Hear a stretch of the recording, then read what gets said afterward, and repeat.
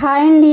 ఇదేదో stuffed mango kulfi అంట. చాలా వెరైటీగా ఉందనేసి నేనైతే ట్రై చేశాను. స్టఫ్డ్ మ్యాంగో కుల్ఫీ టేస్ట్ విషయానికి వస్తే సూపర్ అంటే సూపర్ ఉందండి. మా ఇంట్లో వాళ్ళందరికి కూడా చాలా బాగా నచ్చింది. ఈ టేస్ట్ అయితే అంత బాగుంటుంది. ఫస్ట్ అయితే చేసేటప్పుడు ఎలా వస్తుందో ఏమో అనేసి నేను చాలా టెన్షన్ పడ్డాను.